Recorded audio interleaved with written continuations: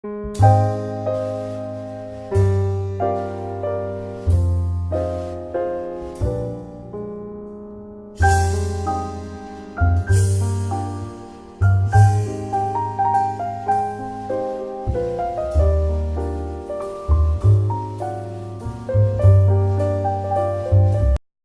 mim, o Dia Internacional da Mulher ele é um dia de reflexão de todos aqueles momentos, gestos, palavras que nós mulheres sofremos e passamos ao longo da nossa vida.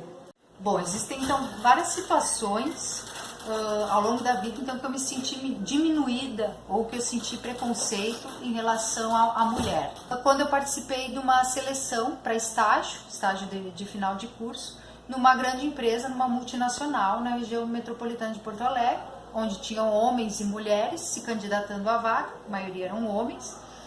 E aí então tinham diversas etapas para se candidatar nessa vaga. Então as primeiras etapas eram dinâmicas de grupo, eram questões mais psicológicas do perfil do candidato, e a etapa final então era uma entrevista presencial, então lá com os 2 diretores da empresa. Eu passei por todas essas etapas, se eu não me engano, junto com mais uma outra candidata mulher. Os outros todos eram homens que foram selecionados, né? Então eu tive competência como todos os outros e chegou na etapa da entrevista, então com 2 diretores homens, né? E aí foi um momento decepcionante do processo, em que eu senti que eu fui coagida a eu mesma me dar conta de que aquela vaga não era para mim, que aquela vaga não era para mulher. Porque ficaram me perguntando, mas tu vai a campo enquanto mulher, tu vai lidar com trabalhadores? É sempre toda uma equipe da empresa que vai a campo, existe todo um treinamento para a pessoa, né, dar ordens, trabalhar com os trabalhadores, né, dessa empresa. Então, tem todo um preparo. Mas mesmo assim eu senti aquela questão, tu não vai dar conta, como é que tu vai... só tu e vários homens no campo. Então foi bem triste, tanto que eu não fui selecionada, né? E eu tenho certeza que um dos aspectos principais foi essa questão do ser mulher e não ter competência para aquela vaga. Então, como ações que eu vivenciei na minha vida, que teve um pouco de preconceito, foi com relação ao meu estudo, né? O meu doutorado principalmente, em que eu fiz numa área afim, porque eu sou formada em Química e estava dentro da agronomia. E o questionamento sempre era como uma mulher com 2 filhos, sem condições financeiras, conseguia tirar nota melhor do que os próprios agrônomos e os bolsistas das quais a gente trabalhava junto, né? Então, acho que nessa relação de como eu conseguia e os outros não conseguiam, pelo esforço, né? Pela força de vontade de estar lá e conseguir trabalhar com eles. Uma coisa que aconteceu comigo na faculdade, há uns bons tempos atrás, ainda naquela época que a gente usava a Melissa com a meia colorida, né? Eu vindo lá de São Miguel do Oeste, me achando toda fashion, botei uma sandalinha daquelas com uma meia colorida, 2 trancinhas e fui pedir estágio. E o estágio que eu fui pedir foi na área de bovino de corte, que é para trabalhar na fazenda da universidade, né? Aí eu cheguei lá para falar com o professor, perguntar se tinha vaga de estágio, né? E tinha um monte de outros estagiários. Aí quando eu falei com ele, quando eu saí da porta, né, ele falou que tinha vaga, eu escutei os guris falar assim, essa daí de trancinha não vai durar nada. E aí eu fiquei 5 anos fazendo estágio lá, fiz meu mestrado e meu doutorado lá e tô bem feliz na área de bovino de corte. Foi uma aula na faculdade, primeira semana de aula de orgânica. E um professor estava falando sobre a visão tridimensional das moléculas. E ele explicou uma função, né, uma questão de isomeria, onde a gente precisa ter uma visão muito espacial para poder entender. E ele explicou, realmente é um bom professor, né, é um bom pesquisador, tudo explicou bem, mas eu levantei a mão e falei, professor, olha, não consigo visualizar essa diferença, não consigo ver, né, essa questão, como que eu diferencio isso? E ele falou para mim, não se preocupa, isso é uma coisa muito comum, as mulheres não têm senso da tridimensão, é difícil para as mulheres Por isso que as mulheres têm mais dificuldade em localização, porque a noção espacial das mulheres é diferente da dos homens. Eu tenho certeza que ele conscientemente ele não quis me diminuir, mas ele assumiu uma noção biológica como sendo um fato comprovado, né? E eu nunca fui atrás procurar saber se realmente, porque a gente sabe que existem diferenças entre homens e mulheres. Existe diferença fisiológica, né? Muscularmente os homens são de um jeito, as mulheres são de outro. A pele do homem é uma, a pele da mulher é outra. Isso é fisiológico, está relacionado, né, com a biologia do ser. Mas assim, naquela hora, dentro da sala, eu me senti como se eu não pudesse acompanhar os demais. E infelizmente, eu me deixei diminuir. Então eu levantei, saí, fui até a secretaria e cancelei a minha matrícula nessa disciplina. Isso me custou, por uma questão de como eram oferecidas as disciplinas na faculdade, isso me custou 2 anos a mais. Eu estava conversando com uma pessoa, dizendo que eu fazia ADS, área predominantemente masculina, e aí o cara me disse, pelo que tu me falou aqui, por tu ser uma mulher, até que tu aprendeu bastante, até que tu sabe. Na minha família é bem grande, então todo domingo o pessoal faz um churrasco e normalmente quando termina o almoço, as mulheres ou as tias ou as primas vão lá lavar a louça de 40 pessoas. E sempre é assim. Aí um dia meu irmão, que tem a mesma idade que eu, se disponibilizou para lavar a louça. E naquele momento veio umas quantas tias minhas chamar ele para pedir para ele sair. Diz, não precisa lavar, deixa que eu lavo. Enquanto quando são as primas ou outras meninas, ninguém nunca se oferece para tomar o lugar. Então eu acho que essa é uma das situações que a gente vê no cotidiano da gente. Outra situação é que normalmente quando eu entro numa sala de aula, eu sou zootecnista, seguido, com frequência, os meus alunos perguntam, professora, é aula de zootecnia mesmo? Mas não é um homem que vai dar aula de zootecnia? Então, por que teria que ser homem? Onde na atribuição do zootecnista está escrito isso, que tem que ser um homem? Por que essa teria que ser uma profissão necessariamente masculina? Mais outra mulher, né?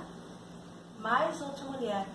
E no trabalho, com coisa, sabe? Então, é a cabeça, eu acho que ainda, né, tem muito que melhorar, muita coisa. Já teve um grande avanço, mas eu acho que estamos indo por um caminho... Eu vejo com bons olhos, assim, sabe? Ainda existe, né, machismo, mas eu acho que as mulheres estão conseguindo dar conta do mundo. Tema que quando eu fiz o técnico em informática era logo no começo, então era muito parelho, tinha tanto meninas e meninos, então não tinha aquela coisa. E por parte, até ela fez sobre o futebol, eu gosto de futebol, mas eu sempre me senti receptiva, eu sempre tive, assim, eu entendia, então eu nunca tive, tu é mulher, tu não sabe de nada, assim, então eu nunca tive. Aconteceu comigo ao longo da vida inteira, né, situações em que me fizeram me sentir inferiorizada por pertencer ao gênero feminino.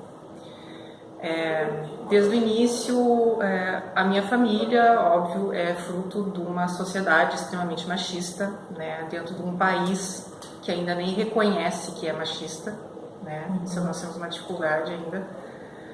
E a minha educação foi nesse sentido, né?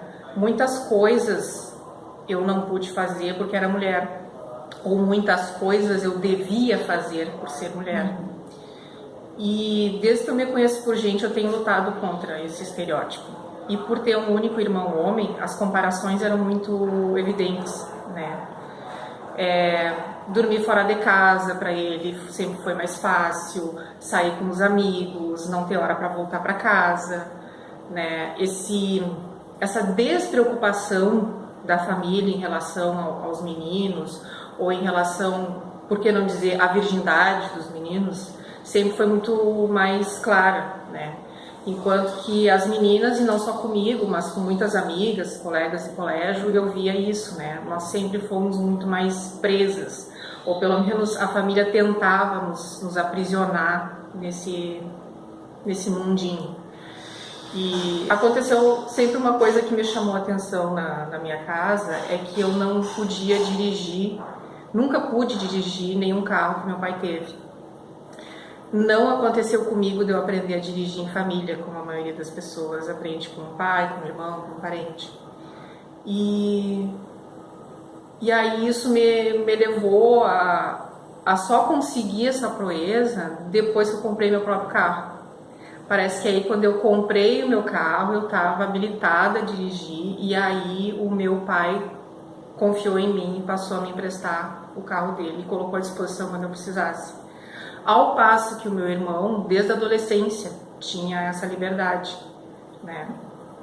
Tanto que eu fui aprender a dirigir depois dos 22, 23 anos, quando eu mesma, trabalhando, me matriculei numa autoescola e fiz escondido de todo mundo, para não sofrer essa pressão das provas e de ser aprovado e tudo mais, mas também para que quando eu chegasse para todos e comunicasse, eu já estaria com a habilitação em mãos. Então ninguém ia questionar isso. É que lá em casa, por exemplo, quem dá manutenção no carro sou eu. Quem cuida, você tem que trocar óleos, tem que, né, colocar aditivo no radiador, tudo. Quem entende de mecânica do carro lá em casa sou eu. E numa dessas manutenções do carro, foi eu e meu marido numa oficina mecânica. E aí a gente chegou lá, tinha que dar uma manutenção, tinha que trocar a junta em cima do motor, que tinham colocado óleo demais e tinha estourado todas as juntas, né? E aí o mecânico foi olhar o carro e se dirigia somente a ele, sabe? E explicou pra ele, eu vou ter que trocar a junta, vou fazer isso, vou fazer aquilo, deu orçamento pro meu marido. E aí meu marido ficou olhando, aí no final ele olhou pra ele, tudo bem, agora tu pode explicar pra ela, porque eu não entendi nada do que tu disse. Eu fui numa concessionária, tava atrás de trocar o meu carro, e eu fui com meu esposo, claro, que de repente pela parte técnica eu acho que ele entende até mais de carro do que eu, mas afinal de contas o carro era pra mim, então eu que tinha que escolher o modelo e tal. Quando eu cheguei na concessionária, o vendedor se direcionou somente a ele. Então ele abria a porta do carro, ele mostrava o carro como se fosse o meu esposo que iria comprar, né? Então assim, naquele momento eu me senti bem constrangida, porque afinal de contas era eu que ia andar no carro todos os dias, era eu que ia comprar e ia pagar, né? E mesmo assim, tendo um homem, uma figura masculina, ele se direcionava mais para ele, no caso, que estava só me acompanhando, né? Seria um assessor, um suporte, enfim. E a cliente? Mas a decisão e a cliente era eu. Estava com um problema no para-brisa do carro e perguntaram se teria algum sistema no para-brisa que eu pudesse identificar por telefone isso. E aí eu falei, não, eu tô vendo, não tem, eu não tenho certeza, mas eu tô vendo que não tem. E aí perguntaram, tu não pode chamar alguém pra ver? E aquilo me deu muita raiva, porque como se eu não fosse capaz de ver se tinha ou não. Eu disse, sim, eu estou vendo. E aí acontece que hoje em dia, quando eu tô na rua, com muita frequência, quando eu vou estacionar entre dois carros, ou uma vaga menor, ou sair, né, de uma vaga, eu observo que muitos homens que estão por perto ou ficam observando, parece que naquela expectativa de que a gente faça alguma coisa errada, ou então se oferecem para ajudar. E aí chegam de todos os lados, quando eu estou na manobra concentrada, chega alguém sempre fazendo sinal, pode vir, ou para, sabe? Eu tenho vontade de botar uma ré e passar por cima, sabe? E fazer de conta que eu nem vi, porque afinal de contas eu sou mulher e tô loira, justifica, né? Mas enfim, eu não encaro isso como uma ajuda. E digo, pessoal, não façam isso, é ofensivo, tá? Não julguem que uma pessoa precisa da ajuda de vocês antes que ela peça. Não necessariamente as pessoas ao nosso redor são incapazes de fazer as coisas. Elas estão simplesmente tentando. Deixem que elas consigam, deixem que erram, deixem que tente, sabe? Isso é natural, faz parte do processo do aprendizado. Uma vez, quando eu era solteira, um colega meu me perguntou se eu sabia cozinhar. E eu disse pra ele que o básico, eu sabia o básico. E ele disse assim, então vai ter que aprender a cozinhar para poder casar. Estava vestida significava, dava a entender. Tinha relação com o que ela sabia ou não do conteúdo. Eles achavam que tinha relação com o que ela sabia ou não do conteúdo. Episódios de aconteceu comigo, acredito que são inúmeros na nossa vida, mas isso se torna tão banal que é difícil lembrar um momento que seja marcante. Eu lembro de um momento, eu trabalhava em outra instituição e nós trabalhávamos com formação de pessoas e nós fomos contratados para fazer uma formação em um quartel de Alegrete. E a chefia da empresa não permitiu que eu e a minha colega fôssemos dar essa formação porque nós éramos mulheres. E 2 mulheres dentro de um quartel trabalhando com formação profissional para homens, isso não era legal, não ia pegar bem. E na cabeça desse chefe, nós poderíamos sofrer assédio ou nós iam mexer conosco, nós não íamos nos sentir bem. E eu tomei como surpresa na época, né? Isso faz muito tempo, mas nós sim acatamos e tudo bem, então nós não vamos desenvolver esse curso. E a explicação foi essa: vocês são 2 mulheres trabalhando no meio de muitos homens. Para mim, uma das coisas mais fortes, ao invés de ser uma questão específica, uma história específica, é uma série de coisas que a gente não se dá conta. Eu tinha um namorado que fazia história também, da mesma área que eu, e ele me dizia que, mas como tu não leu esse texto? Como tu não leu aquele livro? O que tu faz com o teu tempo? Por que tu não está produzindo tanto quanto tu deveria? No caso, ele queria dizer por que tu não está produzindo tanto quanto eu, né? E quando eu parei para observar, esse meu namorado era uma pessoa muito bacana, mas ele, quando ia pro banho, tinha que perguntar para a mãe dele onde estava a toalha, porque ele não sabia onde estava a toalha dele. Ele não fazia a comida dele, ele não lavava a roupa dele, não lavava a louça dele, ele não cuidava de si mesmo. Então sobrava todo o tempo do mundo para ele ler tudo o que ele queria ler. Então, o fato de que eu sou uma pessoa adulta que cuida de mim mesmo faz com que eu tenha um pouco de menos tempo que alguns dos meus colegas homens têm para produzir. Uma das coisas que eu lembro assim foi quando eu estava pensando ainda no ensino fundamental, né, médio, o que eu poderia cursar, o que eu poderia fazer profissionalmente, né, no sentido de coisas que me agradavam. E por ter contato assim com a vida rural desde criança, né, eu tinha muita simpatia pela veterinária, né. E um dia, eu falando sobre isso na família, eu ouvi de alguém que veterinária não era coisa para mulher. Porque imagina a situação de eu ter que fazer uma inseminação no meio lá do curral, da mangueira, no meio de um monte de peão, uma moça, imagina. Não foi nem só a capacidade, mas pela vergonha de eu introduzir a mão lá, manipular, né, a vagina de uma vaca. E não foi vagina a palavra que eu ouvi, foi aquela bem vulgar e grotesca. E aquilo me marcou, assim, sabe? E tudo bem, não enveredei por essa área e tudo, até por questão de circunstâncias da vida, né? Que as letras sempre também me agradaram. Bom, daí então, na faculdade, né, depois de passado esse tempo, assim, eu acho que aos poucos, assim, eu fui ganhando um certo... Eu fui me sentindo mais à vontade, né? Porque tu imagina uma menina e 34 homens, que claro, no decorrer do curso muitos foram abandonando e acabamos nos formando em 5 alunos, né?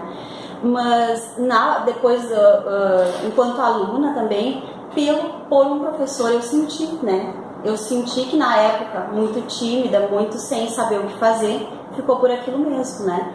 Mas ele pediu para fazer um projeto, era um projeto de pesquisa, e nós fomos lá, todo mundo fazendo o seu trabalho, e eu simplesmente naquela época, aqueles disquete para cá e disquete para lá, perdi tudo. E eu cheguei na sala dele e digo, professor, o que eu vou fazer agora? Perdi tudo. Sabe o que eu vou fazer contigo? Vou te pegar e te levar pro motel. Na hora, sabe, eu fiquei tão sem reação que eu fiquei quieta e ficou aquele gelo, né? Eu, né, já namorava, meu marido, né? Comentei com ele, né? Ele disse, mas nós não vamos deixar isso por isso mesmo. Eu vou ir lá. E daí a gente tinha muito receio, né? Naquela época não era como hoje, que as coisas são mais esclarecidas, eu acho. Eu digo, não, tu não vai lá, porque Deus o livre, ele vai me reprovar, né? A história agora que eu vou relatar é sobre um caso que aconteceu comigo. Eu estava voltando da universidade, que eu estudava na época, estava voltando de ônibus, e quando eu desci do ônibus já era noite, tarde da noite, e eu vi que estava meio deserta a rua, assim, era tarde, e tinha uma pessoa me seguindo. Então eu comecei a apressar o meu passo e eu vi que a pessoa começou a se aproximar de mim, e quando eu vi que era um homem, eu fiquei bem nervosa. Aí de repente o cara me agarrou, e aí eu nem sei, eu comecei a gritar na hora, não sabia bem como que eu ia agir, como que eu ia falar. E nisso veio 2 frentistas de um posto, era um posto que eu sempre passava para ir para minha casa. E nisso o cara que tava ali tentou me agarrar saiu correndo, mas eu digo, é uma situação que a gente passa e marca, sabe? Então é uma tensão que eu trago comigo e eu evito pegar ônibus até hoje, principalmente à noite. Na segunda-feira eu trabalho à noite no campus, então eu costumo pegar o ônibus às 3h30 da tarde na parada do Dair, lá na Avenida Assis Brasil. E foi numa segunda que estava garoando, já começando a chover. Cheguei na parada, né, fechei o guarda-chuva, fiquei com a minha mochila, aguardando o horário do nosso ônibus passar. E fiquei muito, assim, meio chocada, na verdade, na hora, com raiva, indignada, vários outros adjetivos, porque do nada, assim, tem a paradinha bem na esquina e tem uma ruazinha paralela que não tem muito movimento, né? E aí parou uma caminhoneta branca, tipo uma estrada, nem vi, mas era uma caminhoneta branca, tipo estrada ou essas Saveiro, assim, abertinha atrás, e uma pessoa desconhecida, um condutor completamente desconhecido, um homem que eu nunca vi na vida, fazendo o sinal para eu ir para dentro do carro, tipo, né, eu entendi como me oferecendo carona. Era uma garoa, não era um temporal, eu não corria risco nenhum, e eu não vejo motivo nenhum para uma pessoa completamente estranha, né, me oferecer carona. E aí eu fiquei chocada, assim, meio surpresa, na hora não tive muita reação. Aí voltei a olhar e a pessoa insistiu, e aí a minha reação foi de olhar e dizer assim, que foi, tá louco? Falei, não, tá louco? Né? Aí a pessoa pegou e saiu com o carro, mas eu fiquei assim, na verdade, aquela final de tarde, até depois eu cheguei em casa e contar e tal, foi bem indignante, assim, fiquei muito, muito brava mesmo. Se eu pudesse, acho que até batia na pessoa. Me marcou bastante, e que não tem a ver com a agressão, com esse tipo de agressão moral que a mulher sofre, mas foi uma forma de assédio sexual vindo num ônibus entre Porto Alegre e Alegrete. Um senhor se achou no direito de passar a mão na minha perna. Eu nunca tinha passado por uma situação dessas. E naquele momento eu me senti indefesa, eu me senti com medo. Me passou muitas coisas na cabeça, menos ficar em silêncio. Eu tentei analisar a situação. Ele está dormindo e a mão dele caiu. Mas quando ele começou a acariciar a minha perna, eu entrei em pânico.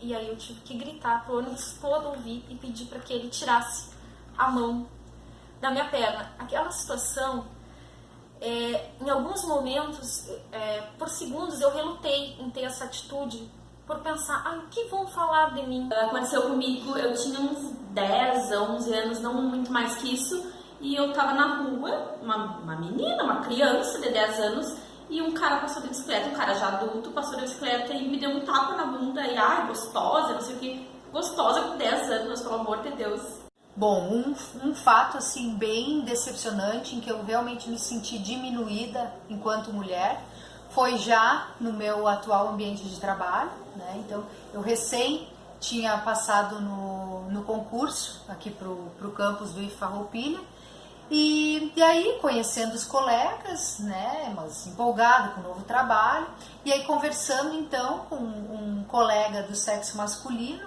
né, falando sobre a origem, que área que é, as disciplinas que trabalha.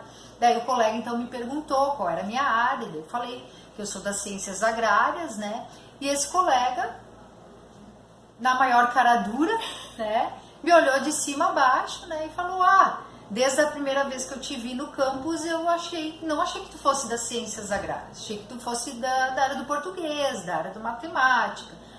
como querendo dizer assim, né? Ah, tá arrumadinha, não tá de bota, não tá de roupa para ir a campo, né?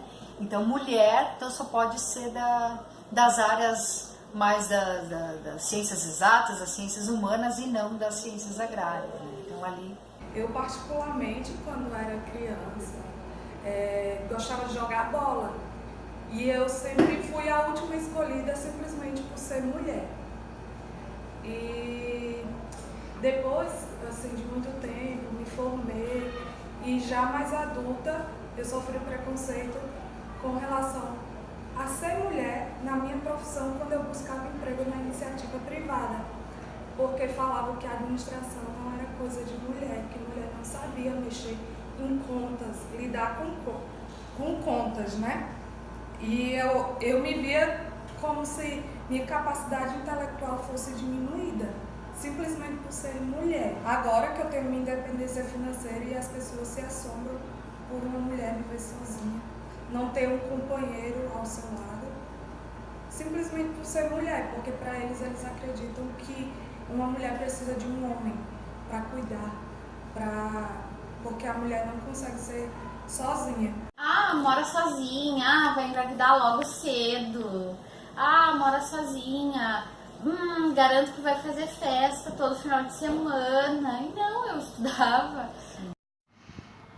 Bom, gente, então o que aconteceu comigo e o que frequentemente acontece comigo em relação à diferença de gênero é o fato, por exemplo, de eu ser casada, né, de eu ter um companheiro que tem uma idade mais elevada que a minha, mas ainda está fazendo faculdade e muitas vezes, e no meu ambiente de trabalho, né, e muitas vezes o pessoal questiona ou vejo que às vezes tem algum olhar de reprovação ou algum comentário, né, em relação, por exemplo, por que ele não tem a maior renda da casa, por que, enfim, às vezes a sobrecarga de trabalho é maior em cima de mim, de trabalho fora de casa. São escolhas nossas, né? A gente tem escolhas da vida, né? Que a gente fez, a gente tem uma filha, né? E o pessoal volta e meia fala...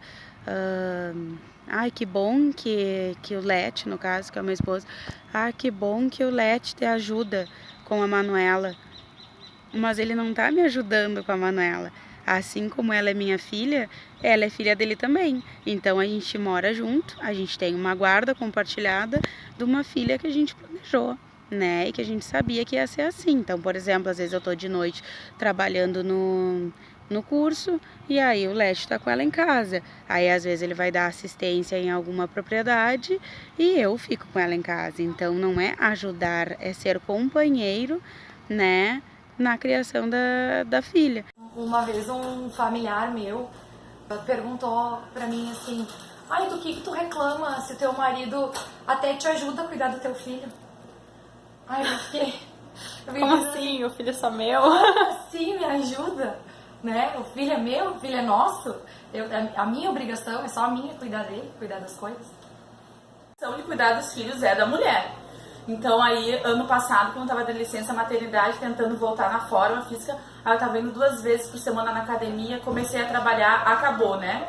Aí o meu esposo joga polo, e agora quando começa o verão, começa a sessão do polo de novo.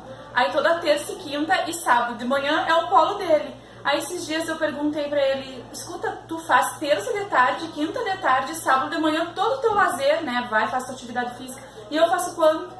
E ele olhou pra mim: tá, mas quem é que vai fazer as crianças? Tipo, o filho é meu então também. Sala de aula sobre violência contra a mulher.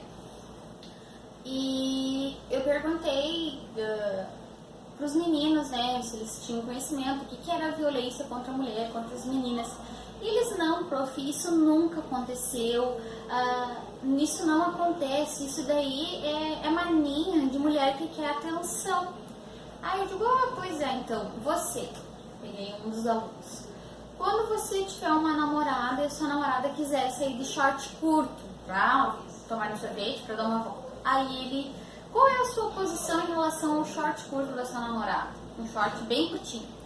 Prof, pra começar, que a minha namorada não vai ter short curto. Ela não tem que sair se mostrando. E se ela sair de short curto, eu vou pegar ela e largar dentro da Pompeia pra ela vestir umas calças. Porque comigo ela não vai sair de short curto. Isso foi Ainda bem que é mania, não é agressão, né? É mania. Aí, dos diversos tipos de violência que as mulheres sofrem e que começam por esses gestos simples. E que existe uma pesquisa que a grande parte das meninas brasileiras sofrem violência, inclusive física, do seu primeiro namorado. Como mensagem final da minha participação, eu deixo para as nossas alunas, principalmente da área técnica, das agrárias principalmente, que vocês continuem lutando pelos seus ideais. Muita determinação nesses desafios que vocês têm. Sigam em frente em busca dos seus sonhos. O que eu venho propor é uma sugestão de bibliografia, uma sugestão de literatura, né? Um livro que me acompanhou no período das férias, agora de janeiro, é Americaná, da Chimamanda Adichie. Eu gostaria de apontar 2 cenas desse livro, recolher 2 cenas para a gente e deixar para a gente pensar. Há um momento, então, que a Ifemelu vai começar a se envolver com o Obinze. São 2 jovens que estão em vias de cursar a universidade. Isso antes dela ir para os Estados Unidos. E o Obinze é um jovem, filho de uma professora universitária. Essa professora universitária cria esse filho sozinha, certo? E ela vai chamar, a mãe do Obinze vai chamar a Ifemelu num determinado momento, chama os 2, né? Num primeiro momento, preocupada com a iminência ali das relações sexuais que eles podem começar a ter.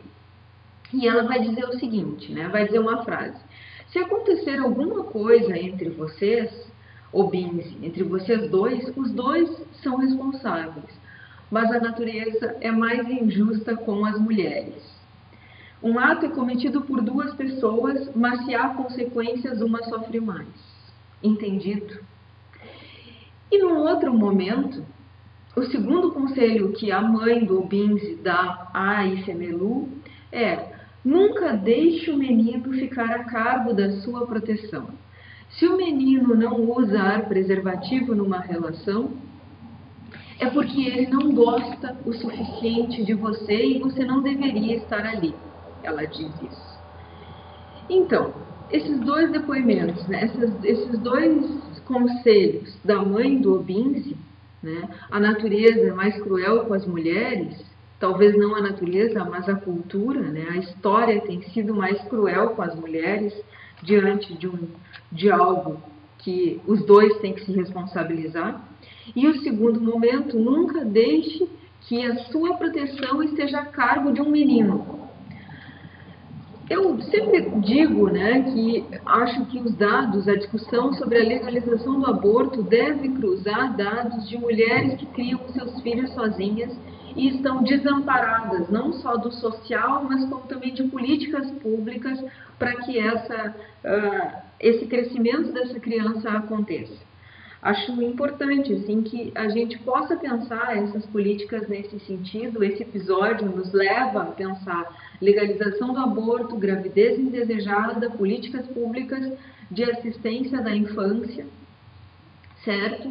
E fica aí como sugestão de leitura o livro da Chimamanda, que vai trazer uma coleção de cenas sobre o feminino, sobre a relação homem-mulher, sobre o espaço da inscrição do feminino num território estrangeiro, como os Estados Unidos.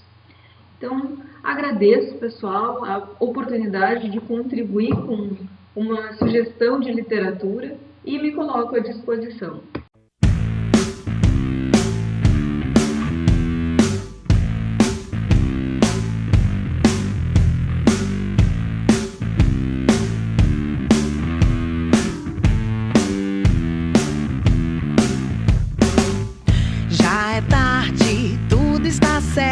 Cada coisa posta em seu lugar.